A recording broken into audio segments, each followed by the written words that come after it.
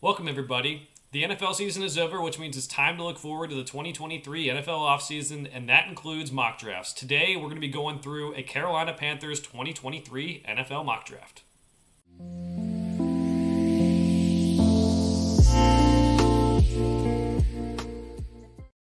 The Carolina Panthers are up in our NFL mock draft series. Last year, they missed the playoffs, but after they fired Matt Rule, they kind of found some life under Steve Wilks.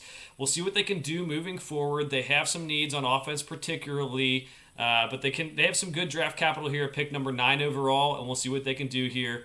We're going to be using the NFL mock draft database simulator. This is mostly because the players who are in the draft are actually in this mock draft. The ones who are going back to college are out. Other mock draft simulators do not have that. We are going to see some players maybe slide down a little bit further than we thought, just especially the quarterbacks slide down a little bit further than we thought. But we'll try to keep it as reasonable as possible. We also will be rejecting all trades that come through. A lot of the mock draft simulators, the trades just don't really come through really in a realistic fashion. So we're just going to keep it as is and stay with the picks the Panthers have right now, and they are on the clock first with pick number 9. We know they're looking for a quarterback of the future.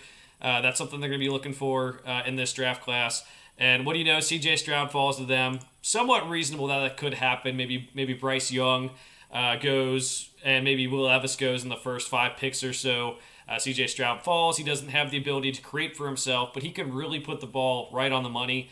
When you get DJ Moore and him working together, I think you can have some success with this offense moving forward. I think you could be lucky if you get him that late. He is my top quarterback in this class.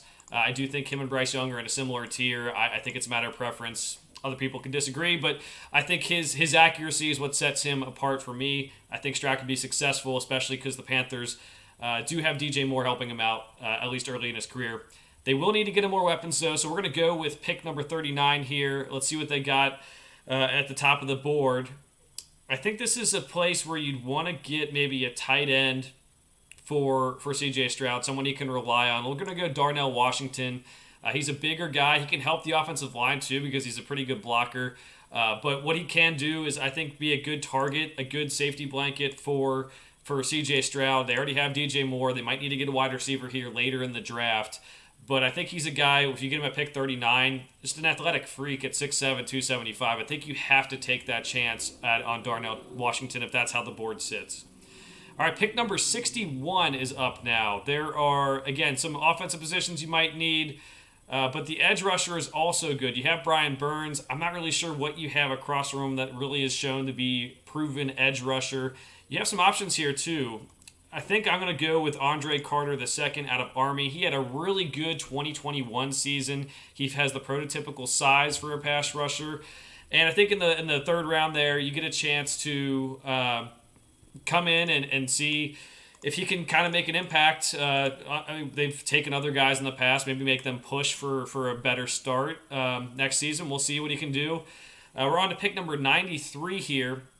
Interesting that they still want me to take a tight end after already taking Darnell Washington.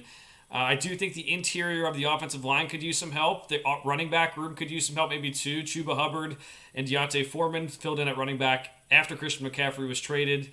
I think with this one, though, we're going to go Steve Avila, the interior lineman from TCU. I think you can slot him in to start right away, even at pick number 93. He can provide some good offensive line play for C.J. Stroud so that he can kind of reach those weapons and Darnell Washington and DJ Moore. So we'll keep it moving now. Pick 114. As mentioned, maybe still a wide receiver, maybe a running back. The way the board is sitting right now, I think we're going to go the running back Sean Tucker out of Syracuse. He's a guy who had a lot of production, and what makes it even more impressive is people were keying on him specifically because he's pretty much all Syracuse had on offense. They had some good defenders too, but I think he can be successful in the NFL if they're thinking that they might want to get some more help for the running attack outside of Chuba Hubbard and Deontay Foreman. He is a guy you can take there and could be successful. All right, we're up with pick number 132. With this pick, I like Travius Hodges-Tomlinson. He's a slot corner from TCU. He played on the outside in TCU. I think he's going to move into the slot.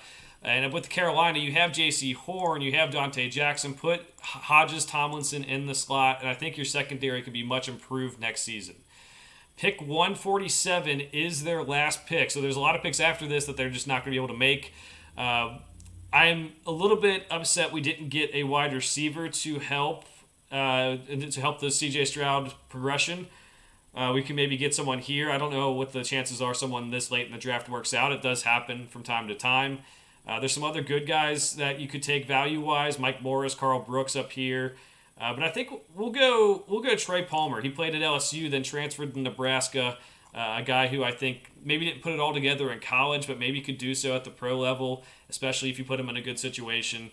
If he doesn't pan out, you make a move for Laviska Shenault. You do have Terrace Marshall along with DJ Moore. We'll see, maybe they get someone in free agency to help out too. There's going to be maybe not the top end talent in the free agent class, but you can maybe get a second wide receiver to help out DJ Moore there and help out this offense. As mentioned, they still have a lot of picks to go in the draft. Maybe they're a team that trades back into the draft to get some late round picks, maybe some guys who can provide some depth or some special teams value. But let's look at it. CJ Stroud to the Panthers. I think if he is there, they're running to the podium to take him. The accuracy is there. You're going to need a quarterback of the future. Yes, you took Matt Corral last year. I'm not sure he's the guy, especially getting injured early on in his career. Didn't really get a chance to get those reps as much as you would have liked. You get Darnell Washington to provide a target for C.J. Stroud, one of the top 3 tight ends in this class. There's a lot of hype around maybe 3 tight ends going first round. His athletic traits definitely warrant that moving forward. At pick number 61, Andre Carter, the second out of Army. Really big 2021 season, got that size. We'll see if they can get a pass rush outside of Brian Burns in the future. He's a guy that they did not want to trade after they were already trading guys last year. They wanted to keep him for the long haul. Steve Avila, the TCU interior offensive lineman, a guy I think you can plug in and play right away. Sean Tucker, the same. At least get him in the rotation of running backs next season. You get a pretty good value on running backs in this draft. There's a lot of guys, maybe not, B. John Robinson's the top guy. Jameer Gibbs maybe right behind him. And after that, there's like 6 or 7 guys I think you can get who can provide some value even from day one. So it's a lot of depth there.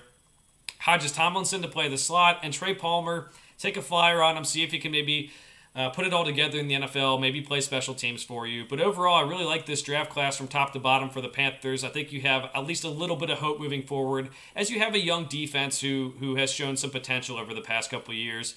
And we'll see what they can do with it. So it is my turn to remind everyone to like and subscribe if you like this one. We're going to be coming back with more mock drafts in the future. For now, thanks for watching. We'll see you next time.